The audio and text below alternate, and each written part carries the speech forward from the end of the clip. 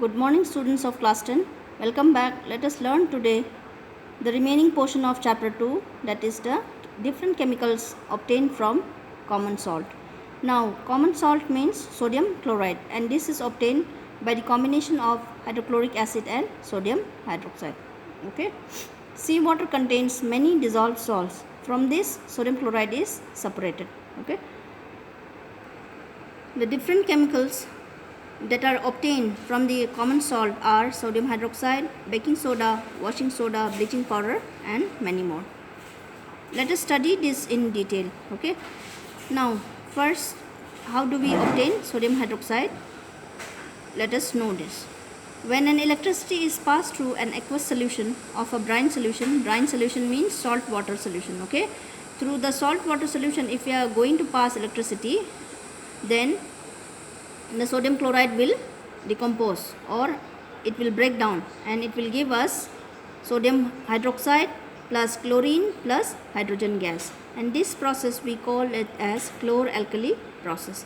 Chlor because chlorine has been produced, and then alkali is the sodium hydroxide that is being generated in this process. Chlorine gas is produced at the anode side and hydrogen is produced at the cathode side. Okay. So now let us look into the different uses of this. Sodium hydroxide, it is used for making soap, detergent. It is also used for degreasing metals, for making paper, artificial fibers, etc.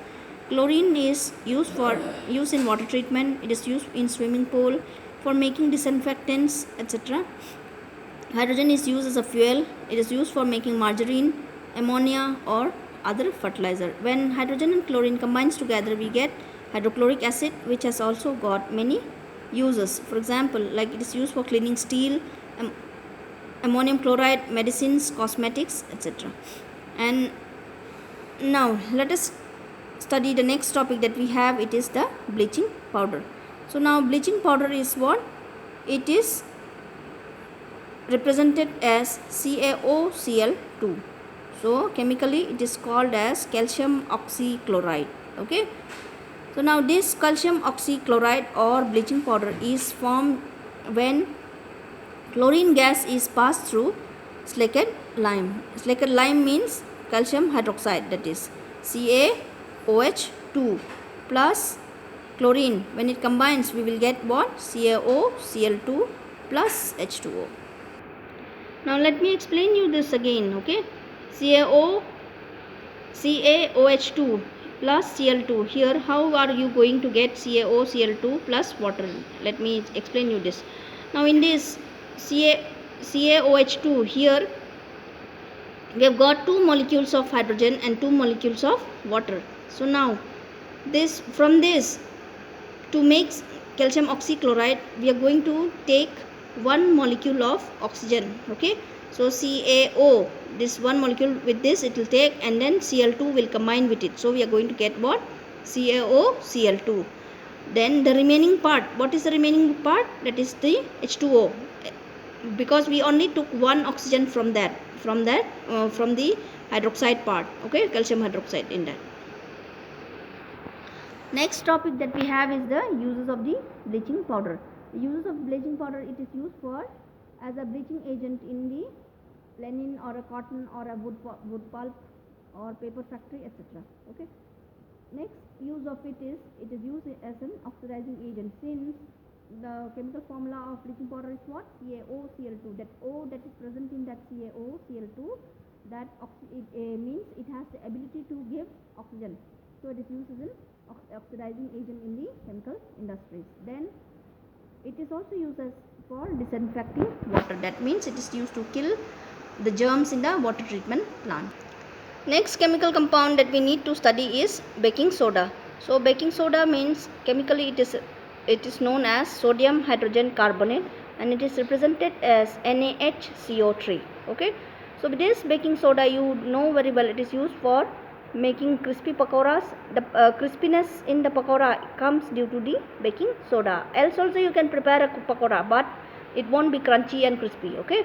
So when you add this baking soda, then it will be crispy, and also it is used for cooking process faster. Okay. So now, how this has been prepared, let us understand it.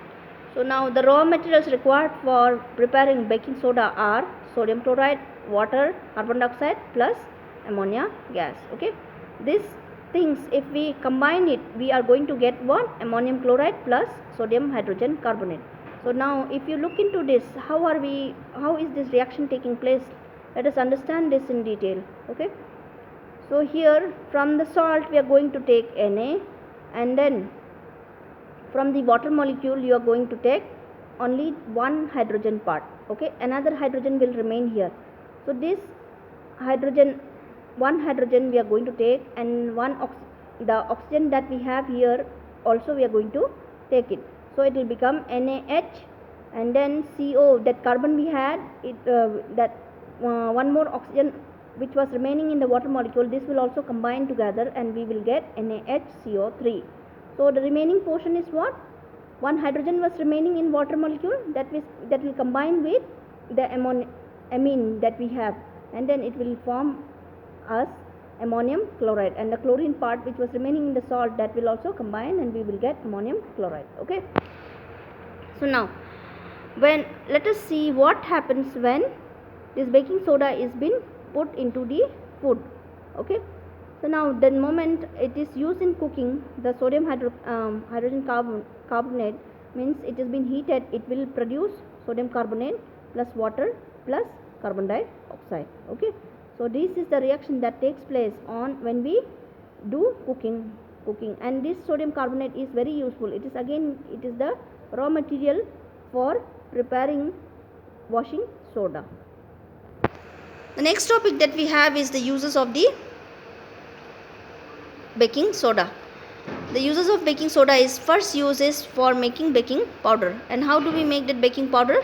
Whenever sodium hydrogen carbonate combines with amyl acid like a tartaric acid, it will give us baking powder. So from this reaction, the reaction below, NaHCO3, which was your baking powder, baking soda, this is combining with H plus. H plus is the tartaric acid.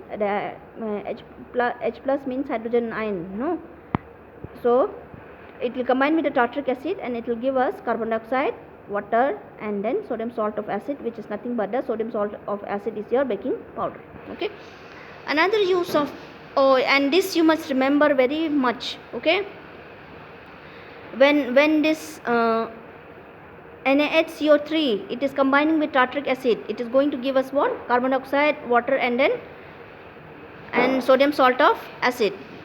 Since carbon dioxide is produced in this reaction, due to this only the sponginess in case of the cake or the bread is found. Okay, you might get a question, why is the cake or a bread soft on adding baking powder? Then you should say, since carbon dioxide is produced, okay, during the reaction, so we get what? There is a softness in the softness or sponginess in the cake or a bread. Okay, next use of baking soda is, it is used as an ingredient for making antacid. Antacids means what? The digene that you consume whenever you get a gastric, or your parents might have used it.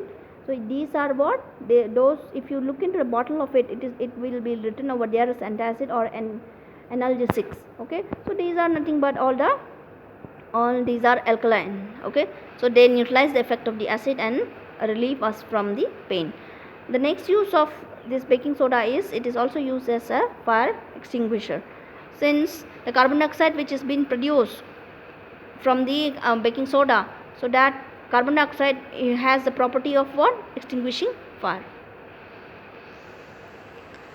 Next compound that we need to study is washing soda, and washing soda is obtained when sodium carbonate combines with 10 molecules of water, we get Na2CO3 10H2O. This Na2CO3 we had got from where?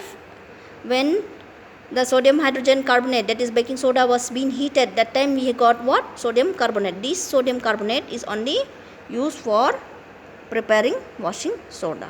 Okay, let us study the uses of washing soda. Washing soda is used in making glass, and also it is used in paper industry. It is used also in manufacture of sodium carbonate compounds, and sodium carbonate is also used for cleansing agent. Okay, it is also used for removing permanent hardness of water. You might not directly get questions as what is washing soda, or so you might get name the compound that is used for removing permanent hardness of water, like that and all. Okay, in that case also you must say that is what, that's your washing soda, and you should remember the formula for that also. Next topic we have is water of crystallization. So water of crystallization, it is the fixed number of water molecules which is present in one formula unit of a salt. Earlier to this, in the washing soda you might have seen 10H2O. This 10H2O is what? It is the water of crystallization which is being added to sodium carbonate to obtain washing soda. Similarly, for example, if you take hydrated copper sulfate, in that case also we are adding 5 water molecules. So this 5 water molecule is the water of crystallization. I had already explained you about the washing soda. Similarly, you get another compound or another chemical, that is in case of gypsum. You have here how much? 2 molecules of water. Okay, so 2 molecules of water is the water of crystallization in case of the gypsum, that is the CaSO4. Okay, whose formula CaSO4 2H2O. The 2H2O part is the water of crystallization. Okay, now let us study the next compound that we have is plaster of Paris.